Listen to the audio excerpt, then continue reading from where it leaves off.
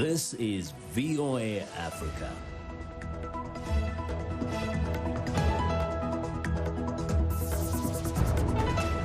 Hello, I'm Esther Githui-Ewart. It's Tuesday, June 23rd. This is Africa 54.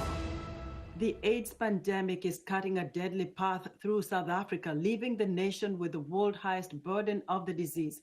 But 25 years ago, new promising medications, which later made their way to South Africa, first emerged, providing hope in the fight against the HIV virus. VOA's Anita Powell speaks to those who have been part of South Africa's struggle against AIDS. South Africa has the world's highest burden of HIV, with some 7.7 million known cases, and also runs the world's largest government antiretroviral treatment program.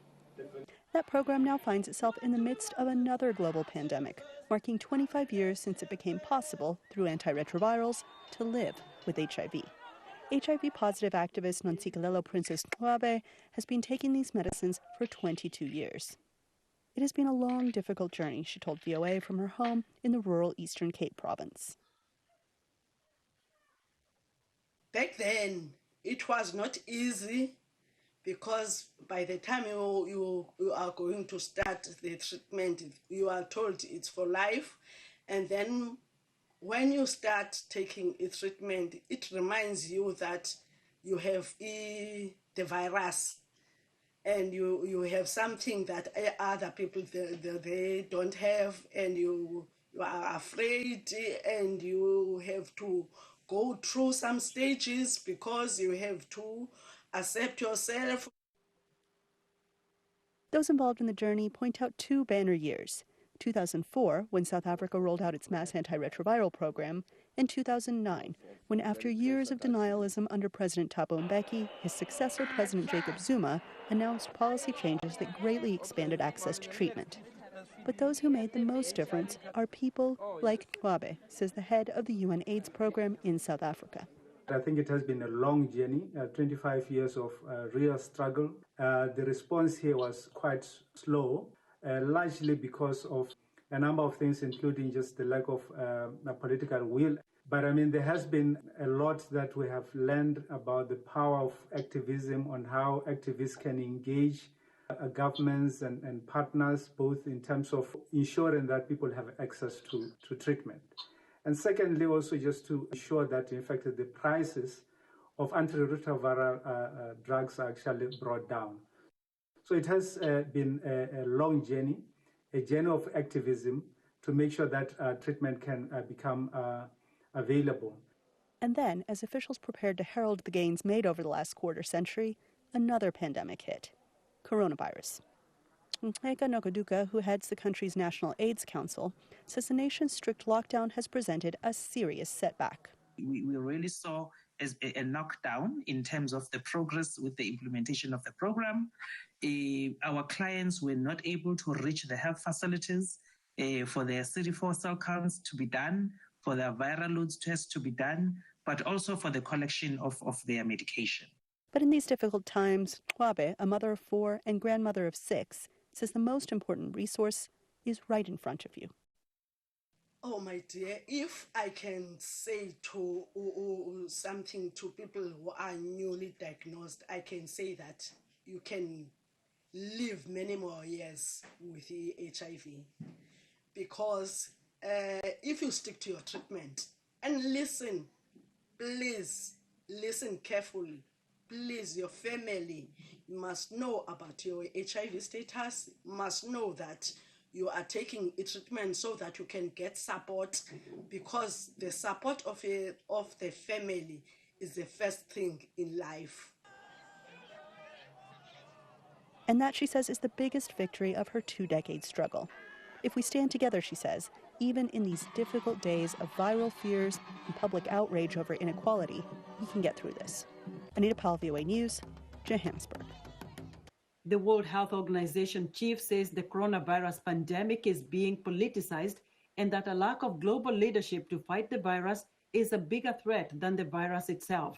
WHO Director General Tedros Adhanom Ghebreyesus says the world is in desperate need of unity and global solidarity, but the politicization of the pandemic is making it worse. His remarks came during Monday's video conference for the Dubai-based World Government Summit. Tedros, however, did not say who he thought was politicizing the pandemic. Global infections surpassed 9 million on Monday.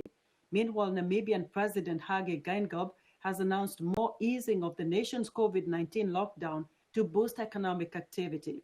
The move comes despite a rise in confirmed coronavirus cases. Namibia has confirmed 63 cases of coronavirus, with 17 new infections in the past 48 hours, according to Reuters. Meanwhile, resident doctors in Nigeria public hospitals are suspending a strike they began last week, in which they demanded better benefits, including supplemental pay and more protective equipment, according to the National Association of Resident Doctors. The union says it will give the government 2 more weeks to meet their demands, although those treating COVID-19 patients who stayed on the job will also walk out. Health workers in Kenya say the coronavirus curfew and restrictions on movement are leading to an increase in violence against women.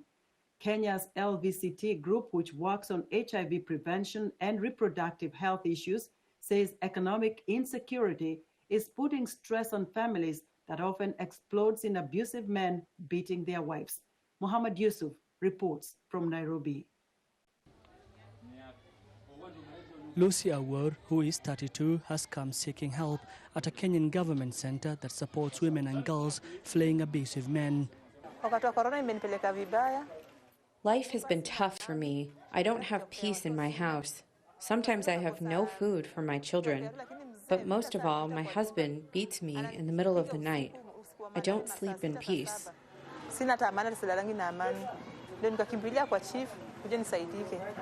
Kenya's police spokesman says with the COVID-19 pandemic, they are seeing more reports of gender-based violence. Many a times, the weaker sex is the female, and many a times they become victims. And therefore, we experience a number of cases, a rise in the number of cases where women have been maybe assaulted, abused. While there are no official numbers yet, Kenya health workers say they have seen a jump in cases of abuse since a nighttime curfew was put in place in March to curb COVID-19. Jane Thiomi with LVCT Health, a charity group that helps women and girls, says in February they received 123 cases, while in the first 6 weeks under the curfew they received nearly 800. Within our systems of change agents, we have had a lot of people reporting violence on a daily basis in this compound, and what we do is just sit with the two, if they're willing to sit, and sort of have a conversation, a negotiation process, because if somebody is abusing somebody today, they have nowhere to learn to. Kenyan authorities and aid agencies blame the stress from lost income during the coronavirus lockdown for worsening violence at home. For Award, the hope is that Kenya will open domestic travel soon, so she can flee to the safety of relatives and away from her abusive husband. Mohammed Yusuf for VOA News, Nairobi.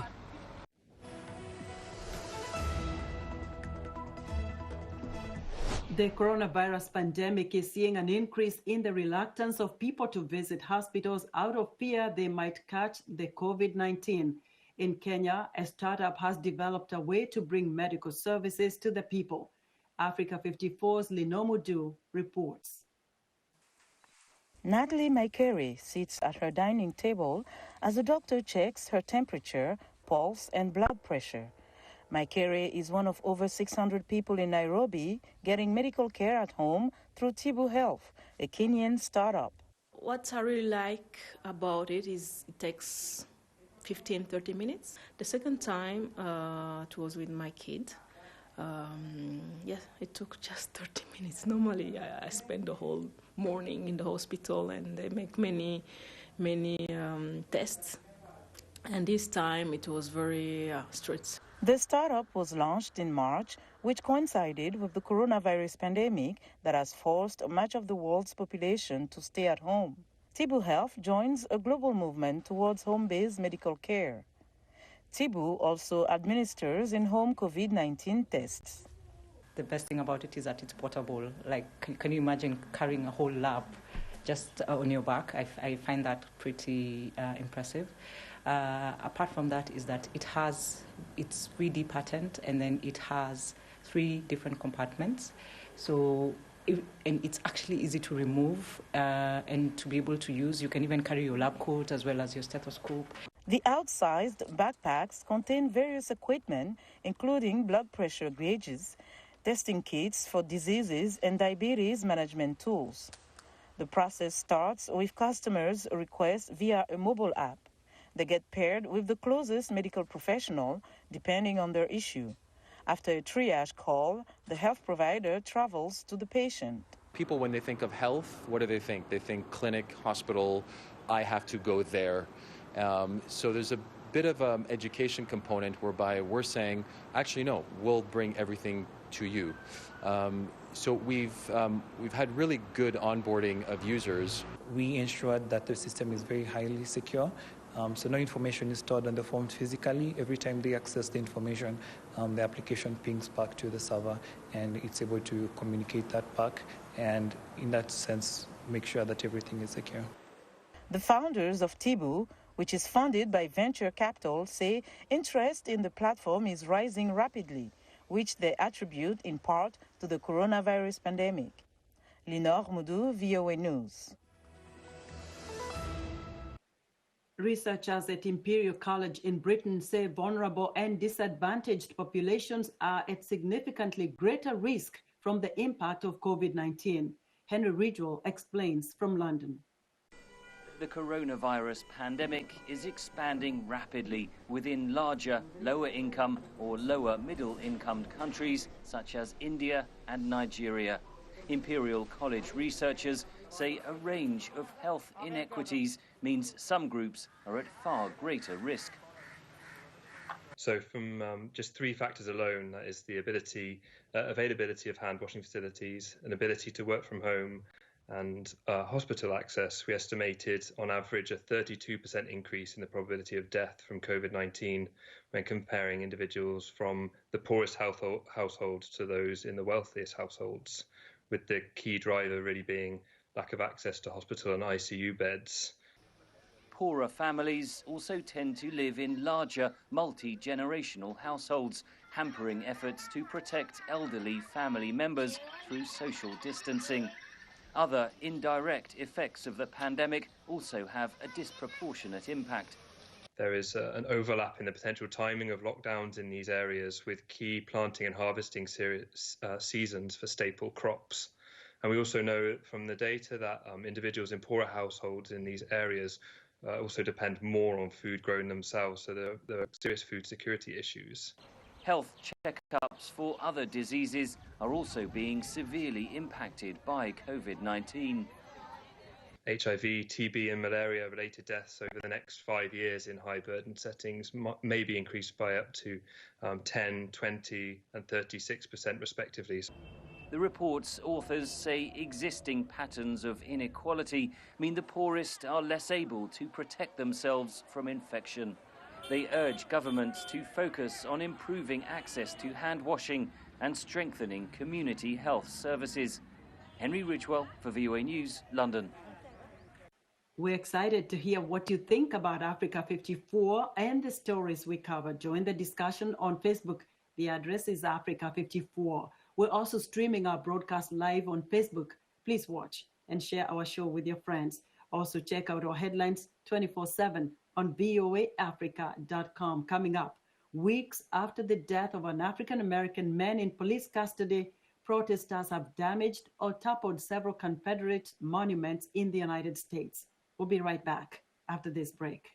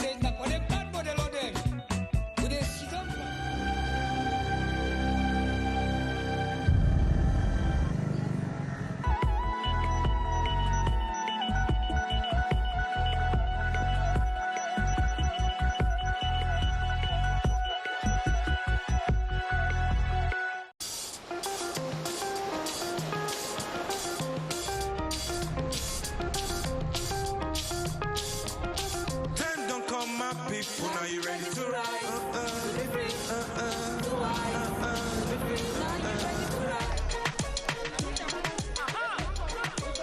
Remix! Mr. Flavor, Validance Hard, and a shower remix. Holding go continue.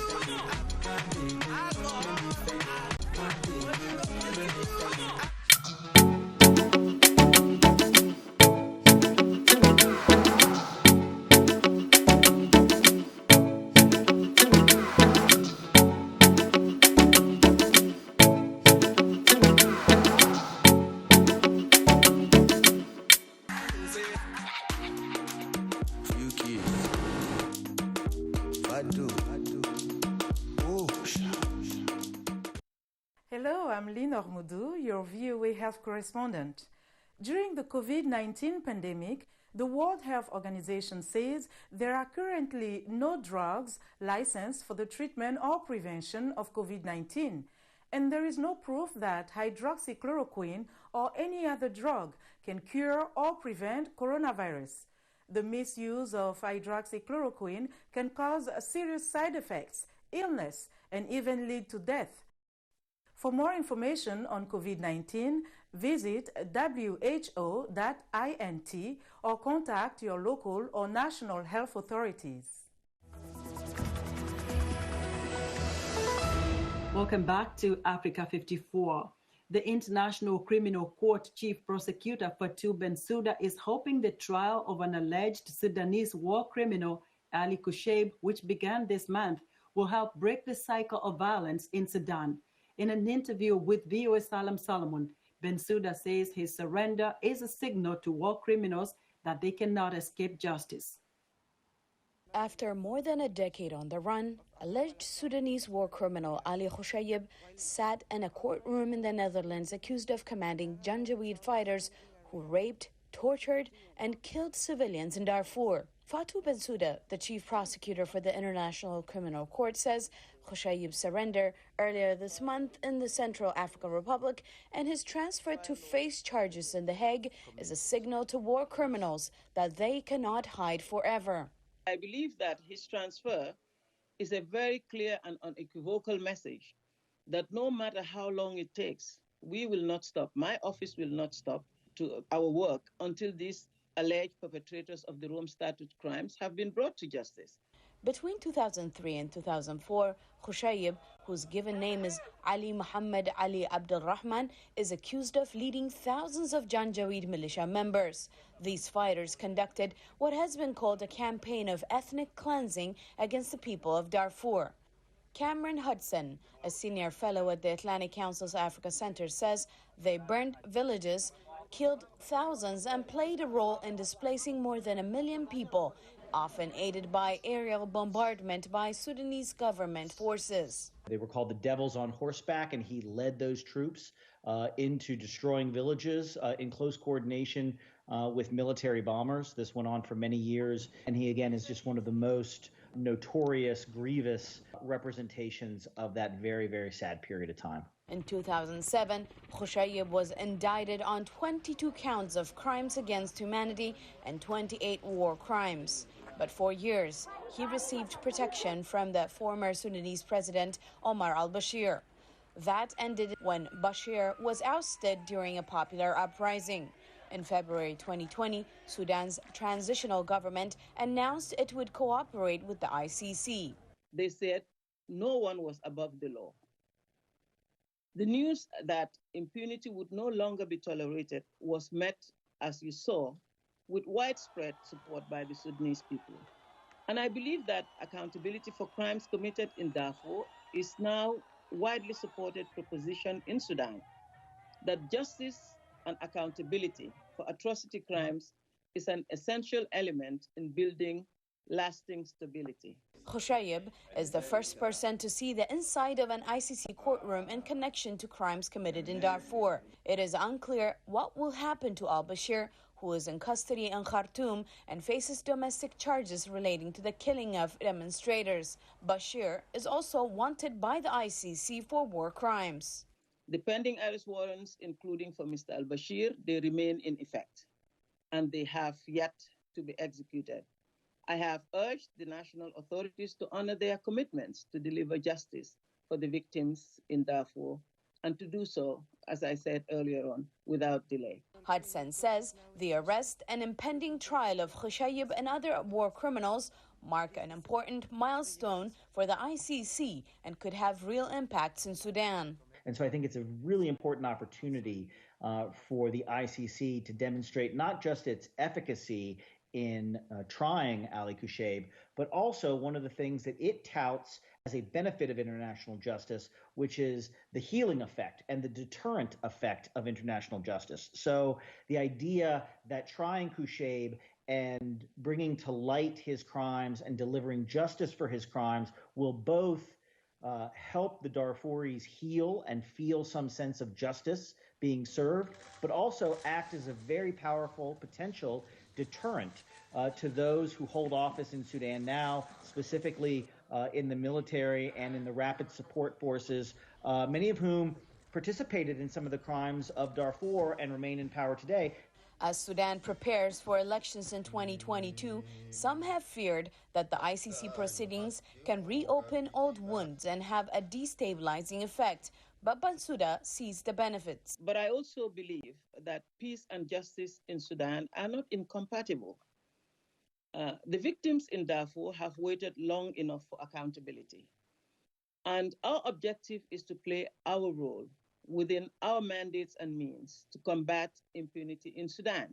Investigating and prosecuting these crimes can help to deter the commission of future crimes. And in doing so, it can help to break the cycle of violence. Bensouda says that when victims see justice in a court of law and perpetrators are held accountable, it decreases the likelihood for further violence. Salam Solomon, VOA News, Washington.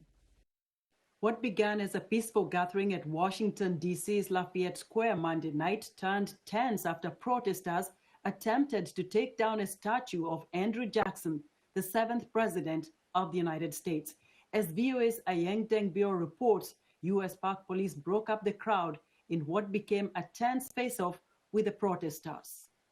We are on Black Lives Matter Plaza, and behind me are dozens, if not hundreds, of protesters who earlier this evening tried to take down the statue of Andrew Jackson, the 7th President of the United States, who was known for his brutality against Native Americans. Police responded with force. They used batons, pepper spray, and shot pepper balls at protesters who refused to leave the area. Right now, the standoff still continues, but protesters say they will not leave Black Lives Matter Plaza. In the weeks since George Floyd's death while in police custody in the state of Minnesota set off protests over the treatment of African Americans, several Confederate monuments in the United States have been damaged or toppled by demonstrators. VOA's Maria Madiallo explains why. At this demonstration in Richmond, Virginia, protesters demanded that certain monuments be taken down. Monuments that pay tribute to men who backed the American Confederacy and the protection of slavery. The fact that it's been over almost 200 years since the end of slavery, and we're still dealing with racism, we're still dealing with police brutality, we're still dealing with unequal treatment. And these Confederate monuments are symbols to the past, and it's symbols to a made-up past, because the monuments are basically the physical representation of the myth of the Old South. Between 1880 and 1890 is when many Confederate monuments began to be erected in the U.S. South, says Professor Sarah Beetham. Almost every southern county has a Confederate monument on the courthouse lawn. When you think about the history of lynching, that's the place where often a victim is kidnapped from, or where a sham trial takes place before a terrible event occurs to that person. And so these monuments become really indelibly linked with that. And it's really hard not to see them as anything other than these really state-sponsored signs of white supremacy. In Washington, D.C., cheering demonstrators jumped up and down as some of them used group force to topple this 3.5-meter statue of Confederate General Albert Pike as local police stood nearby. On Sunday in Raleigh, North Carolina, People cheered as authorities finished the job started by protesters Friday and removed a Confederate statue from its pedestal. In Decatur, Georgia, activists celebrated as the stone obelisk they say is a nod to white supremacy was ordered removed by a judge. It's a people's victory. All of our young people from Decatur High School, they made this happen. All of these organizers, everybody came together. At a rally in Oklahoma over the weekend, U.S. President Donald Trump spoke about activists who had pulled down statues of Confederate soldiers and defaced monuments. The unhinged left-wing mob is trying to vandalize our history, desecrate our monuments, our beautiful monuments. Last Thursday, Republican Senator Roy Blunt of Missouri blocked the Senate from passing a bill proposed by Senate Democrats Cory Booker and Charles Schumer to remove Confederate statues from the U.S. Capitol. The continued presence of these statues in the halls is an affront to African Americans and the ideals of our nation. But Blunt objected, noting that Congress had an agreement with states and that he wanted time to consider giving the issue a hearing in the Rules Committee, which he chairs. I think that today's action would violate our agreements with the states. About a dozen figures in the U.S. Capitol's National Statuary Hall collection honor men who gave their allegiance to the Confederate States of America during the American Civil War in the 1860s. Mariama Diallo, VOA News. And that's our show for today. Be sure to watch Africa 54 on our website at voaafrica.com. From all of us here in Washington, thank you for watching.